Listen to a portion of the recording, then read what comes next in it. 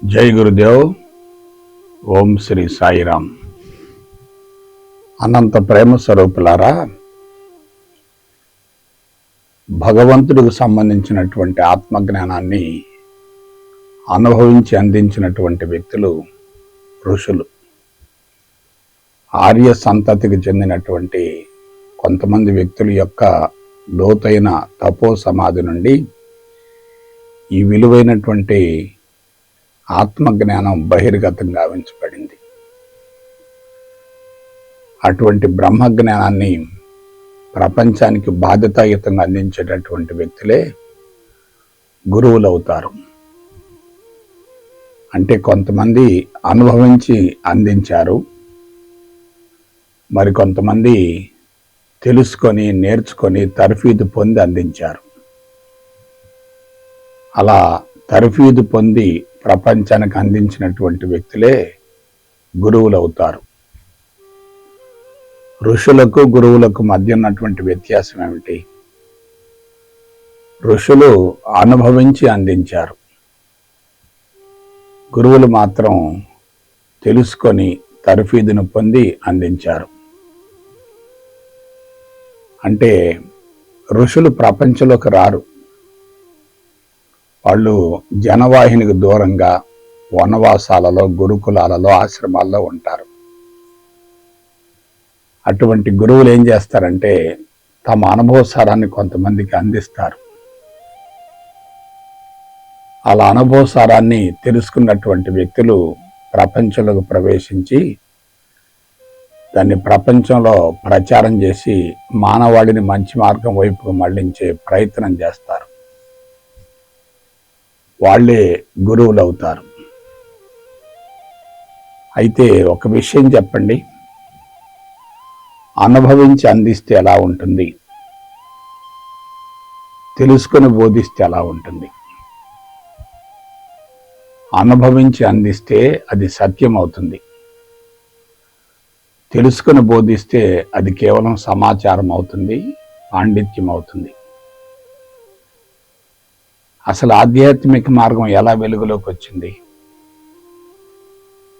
ఆకస్మిక ఉత్పరివర్తనం ద్వారా వెలుగులోకి వచ్చింది. ఉత్పరివర్తనం అంటే ఏమిటి? అంతరంగం నుండి ఆ సమాచారం ఆకస్మికంగా లావాలాగా ఉప్పొంగితే దాన్ని ఉత్పరివర్తనం అంటారు, సడన్ చేంజ్ అంటారు, దాన్ని మ్యూటేషన్ అని కూడా అంటారు. ఎందుకంటే క్రీస్తుకు పూర్వం 6000 సంవత్సరాల నాడు ఆధ్యాత్మికత యొక్క అవసరం లేదు కదా. ప్రపంచం పూర్తిగా ఆటవికంగా ఉంది, మానవులంతా జంతు ప్రవృత్తితో ఉన్నారు. ఒక రకంగా చెప్పాలంటే ఆటవికంగా జీవించారు.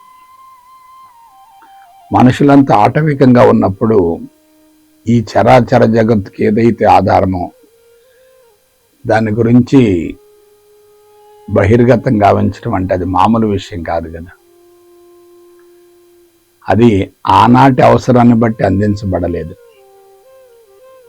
భావితరాలకు అటువంటి సమాచారం అవసరమవుతుందనేటటువంటి భావనతోటి అది బహిర్గతం గావించబడింది. మరి అవసరమైనప్పుడు అందించబడితే దానికి విలువ ఉండదు కదా, డిమాండ్ ఉండదు కదా, గిరాకీ ఉండదు కదా. అదిగాక ఋషులు తమ దగ్గరకు వచ్చినటువంటి వ్యక్తులకు మాత్రమే ఆ సమాచారం అందిస్తారు తప్ప వాళ్ళు ప్రపంచంలోకి వెళ్ళరు కదా. గురుకులాలకి, ఆశ్రమాలకి వచ్చినటువంటి వ్యక్తులకు మాత్రమే దాన్ని అందిస్తారు తప్ప వీళ్ళు ప్రపంచంలోకి వెళ్ళి ప్రచారం చేయరు కదా. అందువల్ల నేర్చుకునే వాళ్ళు తగ్గిపోయారు, ప్రచారం చేయటానికి వాళ్ళు సమాయత్తమై ప్రపంచంలోకి ప్రవేశించారు. అంటే కొద్దిమంది మాత్రమే నేర్చుకున్నారు. నేర్చుకున్న వ్యక్తిని అనుభవాన్ని పొందలేదనుకోండి, అందించేది కేవలం సమాచారం అవుతుంది కదా. అందువల్ల క్రీస్తుకు పూర్వం 6000 సంవత్సరాల నాడు అవసరం లేకుండా ఆధ్యాత్మిక మార్గం బహిర్గతమైంది కాబట్టి అది విస్తృతంగా ప్రచారం గావించబడలేదు. అవసరం ఉండి అందించబడటానికి, అవసరం లేకుండా అందించబడటానికి చాలా తేడా ఉంటుంది కదా. అవసరం లేనప్పుడు ఎవరు కూడా దాని పట్ల ఆసక్తిని కనబరచరు కదా. అదే అవసరం ఉంటే దానికోసం పరుగులు పెడతారు కదా. క్రీస్తుకు పూర్వం 6000 సంవత్సరాల నాడు మానవ జాతి అంతా ఆటవికంగా ఉంది, జంతు ప్రవృత్తితో ఉంది, స్వేచ్ఛ జీవితాన్ని కొనసాగిస్తూ ఉంది. మరి అటువంటప్పుడు సమస్యలు లేవు కదా. జనాభా తక్కువగా ఉండి వనరులు పుష్కలంగా ఉన్నప్పుడు పోటీతత్వం ఉండదు కదా, మానసిక ఒత్తిడి ఉండదు కదా. అందువల్ల అవసరం లేనప్పుడు అందించబడింది కాబట్టి దాని పట్ల ఎవరు కూడా ఆసక్తిని కనపరచలేదు. కొద్దిమంది మాత్రమే తెలుసుకొని, నేర్చుకొని, తర్ఫీదును పొంది అందించారు. ఆ విధంగా కొన్ని తరాలు గడిచేసరికి ఆధ్యాత్మికత అనేది బలహీనపడుతూ వచ్చింది.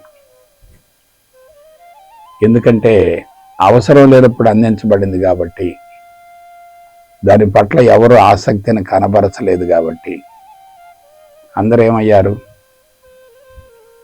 దానికోసం ఎటువంటి ప్రయత్నం చేయలేదు, శ్రమించలేదు, దాని గురించి అతిగా ఆలోచించలేదు కూడా. అయితే ఏం జరిగింది? కుటుంబ వ్యవస్థ యొక్క దుష్పరిణామాలు మాత్రం అక్కడక్కడ పొడచూపుతూనే ఉన్నాయి. అరిషడ్ వర్గాలు ప్రకోపిస్తున్నాయి, అంతరంగం కలుషితం అవుతుంది. అయితే పూర్తిగా నష్టం మాత్రం జరగలేదు, ఆ ఛాయలు మాత్రం కనపడుతూ వచ్చాయి. అందుకని వేదవ్యాసులు వారు ఏం చేశారు, ఇటువంటి విలువైన జ్ఞానం భావితరాలకు తప్పనిసరిగా అవసరమవుతుంది అనేటటువంటి భావనతోటి వేరు కాలాలలో, వేరు ప్రాంతాలలో, వేరు వ్యక్తుల ద్వారా బహిర్గతం గావించబడ్డటువంటి ఆత్మజ్ఞానానికి సంబంధించినటువంటి సమాచారాన్ని మంత్రాలు, శ్లోకాల రూపంలో ఉన్నటువంటి ఆ విషయ పరిజ్ఞానాన్ని మొత్తాన్ని కూడా క్రోడీకరించి సంకలనం గావించి వేద రూపంలో మనకు అందించారు. వాస్తవానికి ఋషుల ద్వారా వనవాసాలలో, గురుకులాలలో నేర్చుకునేటప్పుడు ఎక్కువ మంది ఏకసంతగ్రాహులుగా ఉన్నారు. అయితే వాళ్ళు అనుభవాన్ని పొందలేదు కదా. అనుభవాన్ని పొందలేదు కాబట్టి దశల వారీగా బలహీనపడుతూ వచ్చారు. వాళ్ళు కేవలం బోధనకే పరిమితం అయ్యారు కాబట్టి, అనుభవం లేదు కాబట్టి వారిలో సత్యం కనుమరుగవుతూ వచ్చింది. ఈ దుష్పరిణామాలన్నింటినీ దృష్టిలో ఉంచుకునే వేదవ్యాసుల వారు వేద మంత్రాలను క్రోడీకరించి సంకలనం గావించి ఒక పుస్తకంగా రూపొందించి మనకు అందించడం జరిగింది. ఆయన ఆ శబ్దాలకు లిపిని కూడా ఏర్పరిచారు. శబ్దాలకు లిపిని ఏర్పరిచి భాషను తయారు చేశారు. ఆ భాష సంస్కృత భాష అయింది. సంస్కృతం అంటే మనిషిని సంస్కరించేది, సంస్కారాలను కరిగించేది, ఉత్తమ సంస్కృతిని పెంచేది, మనిషిని దివ్యత్వం వైపుకు మళ్లించేది. కాబట్టి క్రీస్తుకు పూర్వం 3000 సంవత్సరాల నాడు వేదవ్యాసులు వారు చేసినటువంటి ఆ కృషికి, ఆ ప్రయత్నానికి తర్వాత కాలంలో ప్రచారం మొదలవుతూ వచ్చింది. ఇక్కడ ఒక విషయాన్ని గుర్తుపెట్టుకోండి, ఋషి ప్రకృతిలో ఉండి ప్రకృతిని చూపిస్తూ ప్రత్యక్షానుభూతి ద్వారా సమాచారాన్ని అందిస్తున్నప్పుడు, అక్కడ ఎటువంటి పుస్తకాలు లేనప్పుడు కేవలం సమాచారం అంతరంగంలో రికార్డ్ అయింది. అది తర్వాత పుస్తక రూపంలో అందించబడింది. అంటే వేదవ్యాసుల వారు వేదాన్ని ప్రపంచానికి అందించక ముందు గురువులు ఎలా ఉన్నారు, వేద విజ్ఞానాన్ని పుస్తక రూపంలో అందించిన తర్వాత గురువులు ఎలా ఉన్నారు, కొంచెం బేరీజు వేసుకోండి. భారతదేశంలో పుష్కలంగా ఆధ్యాత్మిక సంపద ఉన్నప్పటికీ వేదవ్యాసులు వారు దాన్ని ప్రపంచానికి అందించాలనేటటువంటి ఉద్దేశంతో వేదాన్ని తయారు చేసి అందించినందువల్ల అందరూ పరోక్షంగా నేర్చుకోవటం మొదలుపెట్టారు. ఎదురుగా గురువుండి నేర్పితే ఎలా ఉంటుంది, పుస్తక పరిజ్ఞానం చేతిలో ఉండి తెలుసుకుంటే ఎలా ఉంటుంది. మొట్టమొదటి ఋషులు అనుభవించి అందించారు, దాని గురువులు నేర్చుకున్నారు. వేదవ్యాసుల వారు వేదాన్ని పుస్తక రూపంలో అందించిన తర్వాత గురువు లేకపోయినా సరే చదువుకోవటం ప్రారంభించారు, తెలుసుకోవటం ప్రారంభించారు, వల్లి వేయటం ప్రారంభించారు, తరఫీదు బంధులను ప్రారంభించారు. పుస్తకం ఎదురుగా ఉంటే ఎట్లా? పుస్తకం ఎదురుగా ఉన్నప్పుడు మస్తకం శుద్ధి కాదు కదా. సమాచారం లోపలికి వెడితే ఏమవుతుంది? సమాచారం లోపలికి వెళితే అది రికార్డ్ అయి సంస్కారాల మోతాదు ఇంకా పెరుగుతుంది కదా. కాబట్టి వేదం అనేది బహిర్గతం కాకముందు ఆధ్యాత్మికత ఎంతో కొంత మేరకు స్వచ్ఛంగా ఉంది. వేదం బహిర్గతమైన తర్వాత జనవాహినిలోనికి దాన్ని ప్రవేశపెట్టిన తర్వాత దాని విలువ తగ్గిపోయింది. అవసరం పెరిగింది కానీ విలువ తగ్గిపోయింది.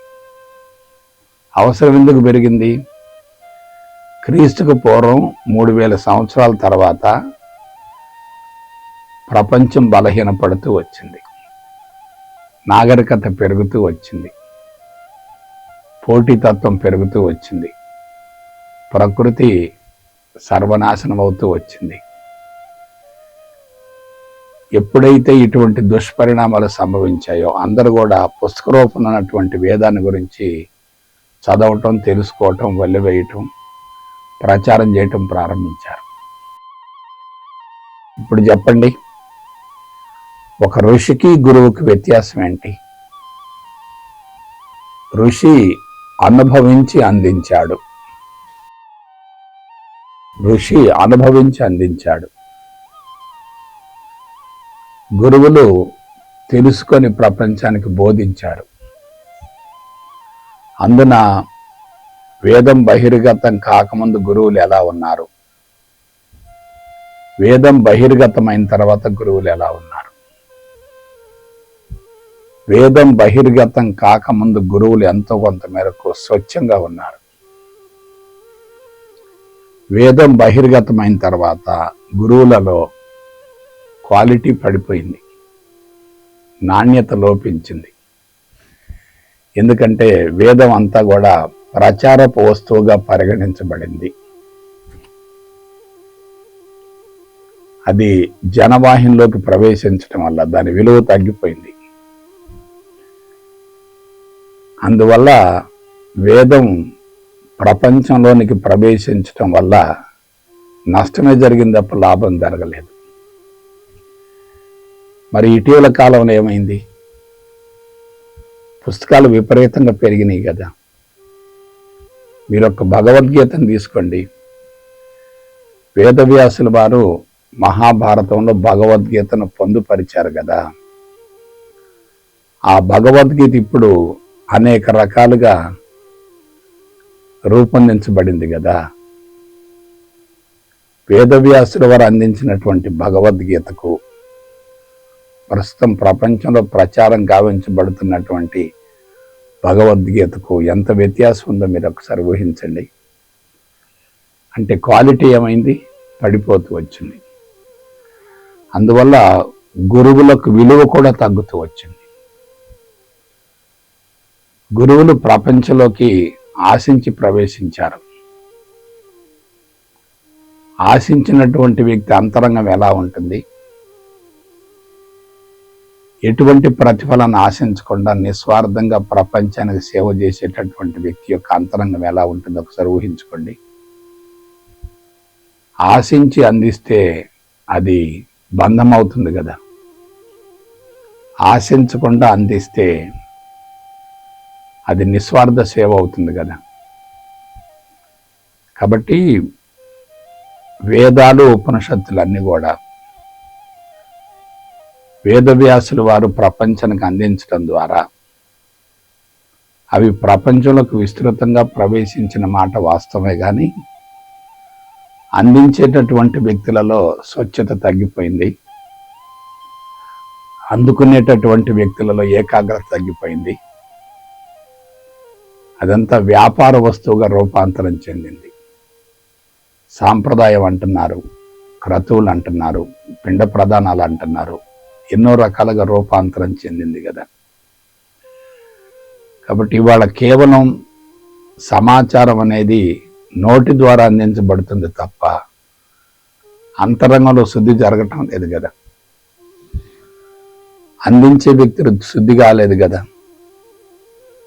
అందించే వ్యక్తులు శుద్ధి కాకపోతే వాళ్ళు ఏమవుతారు? కేవలం గురువులు అవుతారు. ఋషికి గురువుకి ఎంత తేడా ఉందో ఒకసారి ఆలోచించండి. ఋషులు బ్రహ్మచర్యాన్ని దాటి గృహస్థ జీవితాన్ని అనుభవించి వానప్రస్థాన్ని ముగించుకొని సంపూర్ణ స్వేచ్ఛతో ఉండి వాళ్ళ జీవితానుభవ సారాన్ని ప్రపంచానికి అందించారు. అంటే అంతరంగం శుద్ధైన తర్వాత అందించారు. మరి ఋషుల దగ్గర ఉన్నటువంటి గురువులు ఏ వయసులో నేర్చుకున్నారు? వాళ్ళు బ్రహ్మచర్యంలోనే నేర్చుకున్నారు. బ్రహ్మచర్యంలో నేర్చుకున్నారు. గృహస్థ జీవితంలో ఎంతో కొంత మేరకు దాన్ని ఇంప్లిమెంట్ చేశారు. ఆ తర్వాత వానప్రస్థానం ముగించుకున్నారు, పరిణతి చెందగలిగారు. కానీ వేదవ్యాసుల వారు వేదాన్ని ప్రపంచానికి లిఖితపూర్వకంగా అందించిన తర్వాత పరిస్థితి ఏమిటి? వేదవ్యాసుల వారు వేదాన్ని లిఖితపూర్వకంగా సమాజానికి అందించిన తర్వాత వేదం యొక్క స్వరూపం ఎలా ఉంది? నేర్చుకుంటున్నారు, బాగానే ఉంది. ఆ నేర్చుకున్న దాన్ని బోధించారు తప్ప, బోధిస్తున్నారు తప్ప అనుభవాన్ని పొందటం లేదు కదా. ఇప్పుడు చెప్పండి, అనుభవించిన వ్యక్తి ఎలా ఉంటాడు? కేవలం బోధించేటటువంటి వ్యక్తి ఎలా ఉంటాడు? బోధించేటటువంటి వ్యక్తులలో ప్రచార పారుబాటం ఉంటుంది, మౌనం తక్కువగా ఉంటుంది, మాటలు ఎక్కువగా ఉంటాయి, పాండిత్యం ఎక్కువగా ఉంటుంది, అనుభవం తక్కువగా ఉంటుంది కదా. ఎందుకంటే ఇంత విలువైన సమాచారం భారతదేశంలో ఉన్నప్పటికీ అది దాదాపు 8,000 సంవత్సరాల క్రితమే బహిర్గతం గావించబడినప్పటికీ భారతదేశ పరిస్థితులు కడుదుర్భరంగా ఉండటానికి మూల కారణం అందుకున్న వ్యక్తులు అందించేటటువంటి విధానంలో ఉన్నటువంటి పొరపాటే. ఇవాళ పరిస్థితి ఏంది? విస్తృతంగా ప్రచారం జరుగుతుంది. దేవాలయాలన్నీ మంత్రోచ్చారణతో మారుమోగిపోతున్నాయి. కానీ ఎంతమంది అనుభవాన్ని పొందుతున్నారు? అందించేటటువంటి వ్యక్తులకి అనుభవం లేనప్పుడు అందుకున్నటువంటి వ్యక్తులలో మార్పు ఎలా వస్తుంది? కాబట్టి విలువైనటువంటి ఆధ్యాత్మిక సంపద మొత్తం కూడా వ్యాపార వస్తువుగా మారినప్పుడు ప్రపంచంలో ఎటువంటి మార్పు జరగదు కదా. ఇప్పుడు జరిగిన పొరపాటు అదే, జరుగుతున్న పొరపాటు కూడా అదే.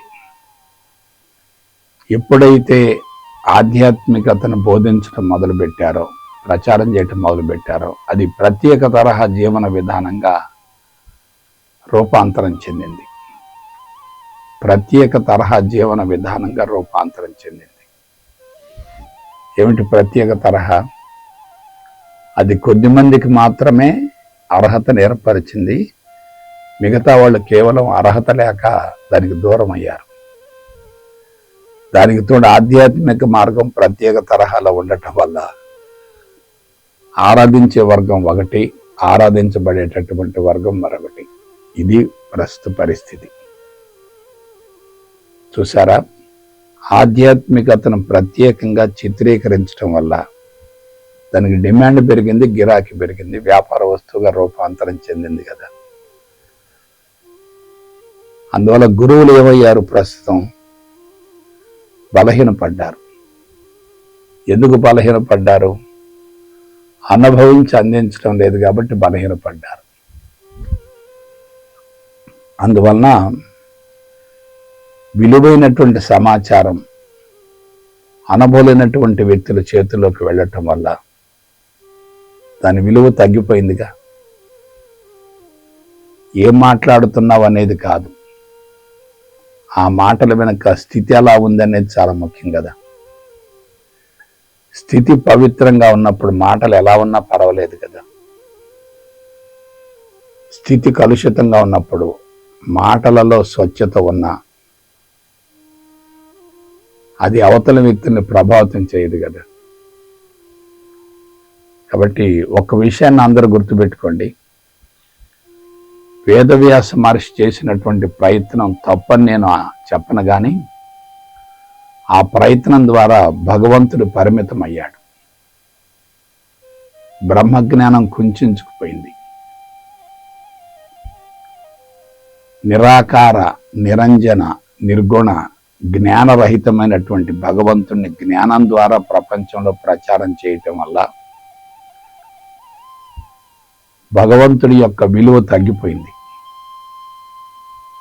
భగవంతుడు కుంచుకుపోయాడు. భగవంతుడు మాటలకు పరిమితమయ్యాడు. వాస్తవానికి భగవంతుడికి జ్ఞానం లేదు కదా. జ్ఞానం లేని భగవంతుడికి జ్ఞానాన్ని ఆపాదించడం ఏమిటి? అది ఎంత ప్రమాదం ఒకసారి ఆలోచించండి. ఈ చరాచర జగత్తుకి ఏదైతే ఆధారమో అది అత్యంత కీలకమైంది కదా. అది మాటల ద్వారా వ్యక్తీకరించబడేది కాదు కదా. దాన్ని పుస్తకం రూపంలో అందించడం వల్ల ఏమైపోయింది? వాళ్ళ పుస్తకాలు పెరిగిపోయినాయి. నేర్చుకునేవాళ్ళు, తర్ఫీదు పొందేవాళ్ళు ఉపాధి కోసం, ఉద్యోగం కోసం, ఉదర పోషణార్థం దాన్ని ప్రచారం చేస్తున్నారు తప్ప, స్వార్థానికి వాడుకుంటున్నారు తప్ప, సొమ్ము చేసుకుంటున్నారు తప్ప ప్రపంచంలో ఎటువంటి మార్పు రావటం లేదు కదా. ఆలోచించండి కొద్దిగా. మన దగ్గర విలువైనటువంటి సంపద ఉండి కూడా మన దేశం అప్పుల కోసం ఇతర దేశాలకు పరిగెత్తుతుందంటే మన సంపదను మనం వాడుకోవటం లేదు కదా. కోట్లాది మంది బిడ్డలు ఇతర దేశాలకు వలసపోతున్నారంటే వాళ్ళకి ధర్మాన్ని గురించినటువంటి విలువ తెలియదు కదా. ఎక్కడ దెబ్బతినదో పరిస్థితి మీరు ఆలోచించండి. అన్ని విధాలా బలహీనపడేటువంటి తరుణంలో ఆ జ్ఞానం అందరికి అవసరమైనటువంటి పరిస్థితులలో అది స్వచ్ఛంగా అందించబట్టలేదు కదా. వ్యాపార వస్తువుగా మారింది కదా. వ్యాపారం ఉన్న చోట ఆధ్యాత్మికత ఎందుకు ఉంటుంది? కొంచెం ఆలోచించండి. అందుకే భారతదేశానికి ఆధ్యాత్మికతే శాపంగా మారింది. ఎంతో విలువైనటువంటి ఆత్మ జ్ఞానం అందరూ అవగాహన గావించుకోలేక మూఢనమ్మకాల్లో, చాదస్తంలో, సెంటిమెంట్స్లో, బంధాలలో ఇరుక్కొని దేశాన్ని అన్ని విధాలా బలహీనపరిచారు కదా. అందువల్ల నా సలహా ఏమిటంటే ప్రతి విషయాన్ని గురించి లోతుగా విశ్లేషించండి. విశ్లేషణ ద్వారా తప్పనిసరిగా సొల్యూషన్ వస్తుంది. విశ్లేషించకపోతే సొల్యూషన్ రాదు కదా. కాబట్టి ఆలోచించండి. ఎప్పుడైతే అనుభవించి అందిస్తామో అది అవతల వ్యక్తిని ప్రభావితం చేస్తుంది. అవతల వ్యక్తిలో తప్పనిసరిగా మార్పు కూడా వస్తుంది. ఎప్పుడైతే అనుభవించకుండా అందిస్తామో అది యాంత్రికమైనటువంటి విధానం అవుతుంది. అందుకే మనం ప్రతి విషయాన్ని జాగ్రత్తగా విశ్లేషించుకోవాలి. ప్రస్తుతం గురు వ్యవస్థ అన్ని విధాల బలహీనపడటానికి మూల కారణం తెలుసుకొని దాన్ని సరిచేసేటటువంటి ప్రయత్నం చేయాలి. ఆ విధంగా మనం ముందుకెళదాం. ఆదర్శ ప్రపంచ నిర్మాణంలో మన వంతు కృషి చేద్దాం. జై గురుదేవ్, జై గురుదేవ్, జై గురుదేవ్.